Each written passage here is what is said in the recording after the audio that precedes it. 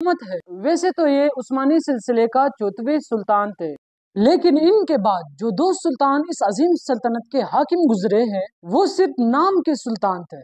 عملی سیاست اور سلطنت کے دیگر امور میں ان دونوں کا کوئی عملی دخل نہ تھا، بلکہ ان کی موجودگی میں سلطنت کے ہر کالے اور سفید کا مالک وہ 3 پادشاہ تھے جو بحری اور بری فوج کے نگراں اور سلطنت عثمانیہ کے صدر اعظم عہدے پر ناپیس تھے۔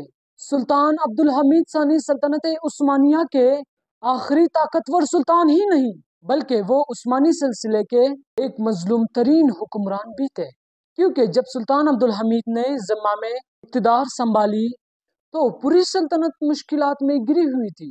ان سے پہلے سلطنت عثمانیہ پر حکومت کرنے والے سلطان اول درجے کے عیاش اور دماغی خلل کا شکار واقع ہوئے تھے، جن کی شاہ خرچیوں کے باعث سلطنت عثمانیہ کا بار بار بیرونی قرضوں کا میں جھگڑا ہوتا۔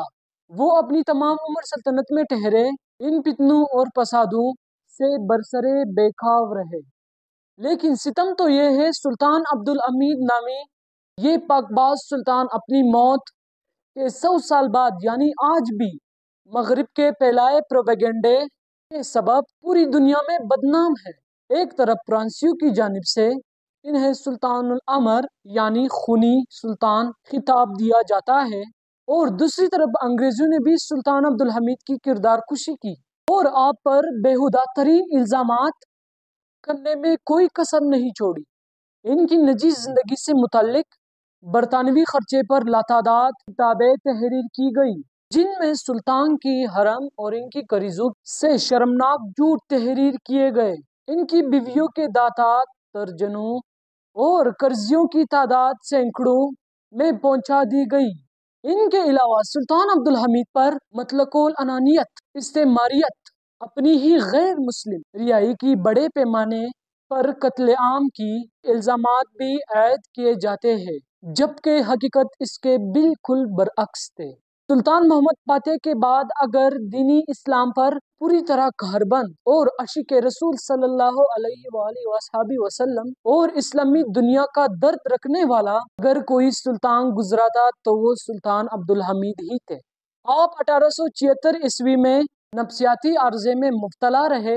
مراد خامس کے معزوی کے بعد سلطنت عثمانیہ کے تخت پر جلوہ افروز ہوئی۔ اس وقت کی وزیر اعظم مدت پاشاہ تھے۔ مدت پاشاہ نے سلطان عبدالحمید کو سلطان بنانے کے لیے ان کے سامنے چند شرائط پیش کیے تھے، جن میں سلطنت عثمانیہ کو طرز حکومت کو یورپ قائم ڈیموکریسی کی شکل دینا بھی شامل تھا۔ اس نئے پاس ہونے والے قانون کے تحت سلطان کے اختیارات صرف برائے نام رہ جاتے تھے اور طاقت کا اصل منبع منتخب کر وہ پارلیمنٹ اور وزیر اعظم کے پاس منتقل ہو جاتا۔ سلطان نے نہ صرف بشرط منظور کر لی بلکہ سلطان کے تخت نشین کے چند ماہ بعد ہی سلطنت عثمانیہ میں یہ قانون بحال کر دیا گیا۔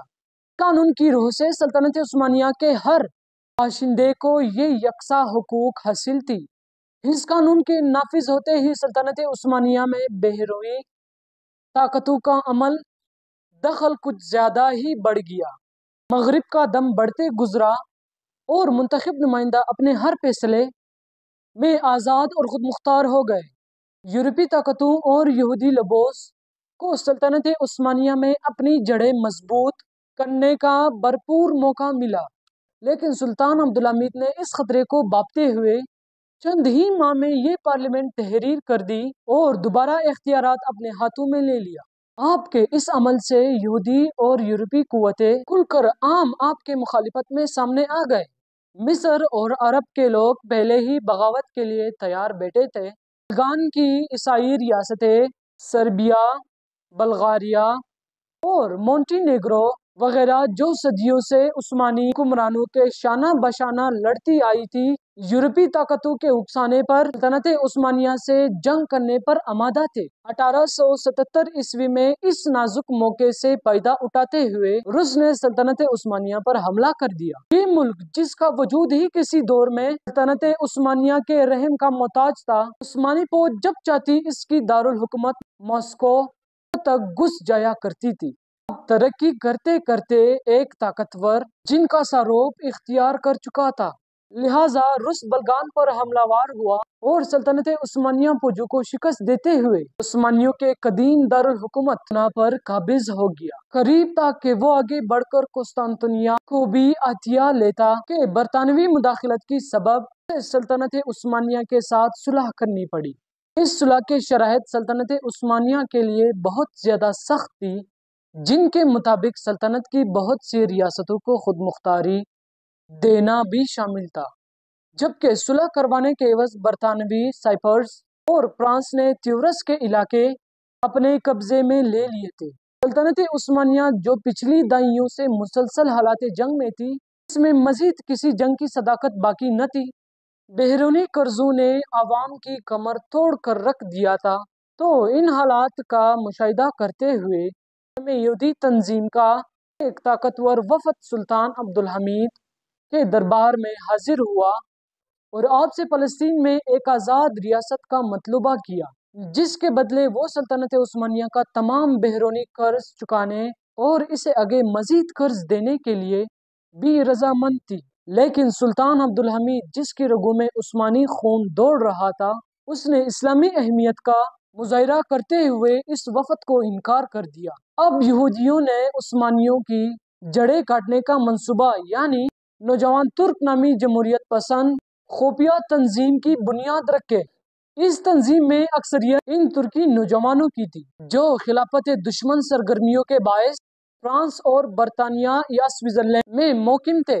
اس تنظیم کا مرکزی دفتر پیرس میں قائم کیا گیا تھا۔ سلطان عبدالحمید نے سن 1900 سے لے کر 1908 عیسوی تک دمشق سے مدینہ منورہ تک ریلوے لائن کی تعمیر میں مصروف تھے۔ اس ریلوے سے ظاہرانی حرکت کو بہت زیادہ سہولتیں میسر ہو جاتے تھے، جبکہ دوسری طرف نوجوان ترک نامی یہ سیاسی تنظیم عثمانی فوج میں اپنا حصر و رسوخ بڑھا رہی تھی۔ جب یہ جماعت سلطنت عثمانیہ کے اکثر اہم فوجی افسران کو اپنے ساتھ ملا چکی، تب اس نے دوبارہ سلطان عبدالحمید کو مجبور کیا کہ وہ سلطنت ایک جمہوری حکومت میں تبدیل کر دے۔ بیرونی ممالک، عثمانی فوج اور اقلیتوں کے دباؤ کے سبب سلطان عبدالحمید ایک مرتبہ پھر 1908 عیسوی میں سلطنت عثمانیہ میں ایک پارلیمنٹ کی افتتاح کیا اور اپنی بہت سے اختیارات جمہوری قوتوں کے حوالے کر دیے۔ لیکن جلد ہی ان جمہوریت کا عناصر کی سازشیں رنگ لانے لگیں اور سلطنت میں ہر جگہ، ہر شعبے میں ابتری پھیلنا شروع ہو گیا۔ یہ دیکھتے ہوئے ملک کے قدامت پسند حلقوں نے بغاوت کر دی۔ نوجوان ترک نامی تنظیم کے لوگوں کو چن چن کر قتل جانے لگا۔ بے شمار افسران قسطنطنیہ چھوڑ کر فرار ہونے لگے۔ لیکن جلد ہی عثمانی فوج، جو جمہوری قوتوں کے حق میں تھی، اس نے جلد ہی اس خونی بغاوت پر قابو پا لیا اور باغیوں کے سرداروں کو چن چن کر سزائیں دی گئی۔ سلطان عبدالحمید ثانی پر باغیوں کی امداد کرنے کا الزام عائد کر کے انہیں معزول کر دیا گیا۔ معزولی کے بعد آپ سالونیکا نامی شہر میں نظر بند رہے، یہاں تک 1918 میں قید ہی کے دوران آپ اس جہاں فانی سے رخصت ہوئے۔ سلطان عبدالحمید کے بعد ان کے بھائی محمد خامس کو سلطان کا عہدہ دیا گیا، لیکن یہ عہدہ صرف برائے نام تھا۔ اصلی حکومت 3 پاشوں یعنی پاشا طلعت، پاشا انور، احمد کمال پاشا کے پاس تھی۔ یہ تینوں پاشا انتہائی معمولی عہدوں سے اٹھ کر آئے تھے، لہٰذا ملک کے انتظام چلانے کا کوئی خاص تجربہ نہ رکھتے تھے۔ سلطنت عثمانیہ کے آخری طاقتور سلطان عبدالحمید ثانی کا دور حکومت ہے۔ ویسے تو یہ عثمانی سلسلے کا 4ویں سلطان تھے، لیکن ان کے بعد جو 2 سلطان اس عظیم سلطنت کے حاکم گزرے ہیں، وہ صرف نام کے سلطان تھے۔ عملی سیاست اور سلطنت کے دیگر امور میں ان دونوں کا کوئی عملی دخل نہ تھا، بلکہ ان کی موجودگی میں سلطنت کے ہر کالے اور سفید کا مالک وہ 3 پاشا تھے جو بحری اور بری فوج کے نگراں اور سلطنت عثمانیہ کے صدر اعظم عہدے پر ناپیس تھے۔ سلطان عبدالحمید ثانی سلطنت عثمانیہ کے آخری طاقتور سلطان ہی نہیں، بلکہ وہ عثمانی سلسلے کے ایک مظلوم ترین حکمران بھی تھے، کیونکہ جب سلطان عبدالحمید نے ذمہ میں اقتدار سنبھالی تو پوری سلطنت مشکلات میں گری ہوئی تھی۔ ان سے پہلے سلطنت عثمانیہ پر حکومت کرنے والے سلطان اول درجے کے عیاش اور دماغی خلل کا شکار واقع ہوئے تھے، جن کی شاہ خرچیوں کے باعث سلطنت عثمانیہ کا بار بار بیرونی قرضوں میں جھگڑا ہوتا۔ وہ اپنی تمام عمر سلطنت میں ٹھہرے ان فتنوں اور فسادوں سے برسرے بیخاو رہے۔ لیکن ستم تو یہ ہے، سلطان عبدالحمید نامی یہ پاکباز سلطان اپنی موت کے 100 سال بعد یعنی آج بھی مغرب کے پھیلائے پروپیگنڈے کے سبب پوری دنیا میں بدنام ہے۔ ایک طرف فرانسیسیوں کی جانب سے انہیں سلطان الامر یعنی خونی سلطان خطاب دیا جاتا ہے، اور دوسری طرف انگریزوں نے بھی سلطان عبدالحمید کی کردار کشی کی اور آپ پر بیہودہ ترین الزامات کرنے میں کوئی کسر نہیں چھوڑی۔ ان کی نجی زندگی سے متعلق برطانوی خرچے پر لاتعداد کتابیں تحریر کی گئی، جن میں سلطان کی حرم اور ان کی قریضوں سے شرمناک جھوٹ تحریر کیے گئے۔ ان کی بیویوں کے تعداد درجنوں اور قرضیوں کی تعداد سینکڑوں میں پہنچا دی گئی۔ ان کے علاوہ سلطان عبدالحمید پر مطلق العنانیت، استعماریت، اپنی ہی غیر مسلم رعایا کی بڑے پیمانے پر قتل عام کی الزامات بھی عائد کیے جاتے ہیں، جبکہ حقیقت اس کے بالکل برعکس تھے۔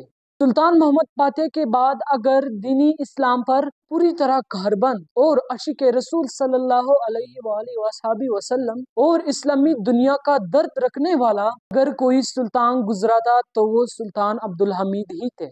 آپ 1876 عیسوی میں نفسیاتی عارضے میں مبتلا رہے۔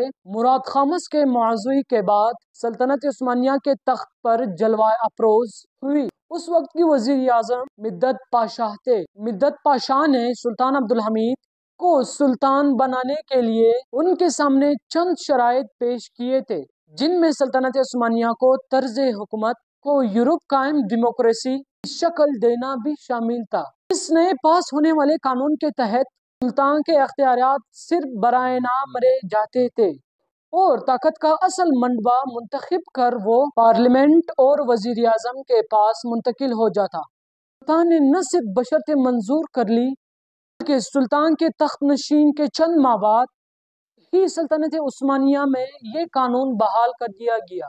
قانون کی روح سے سلطنت عثمانیہ کے ہر باشندے کو یہ یکساں حقوق حاصل تھی۔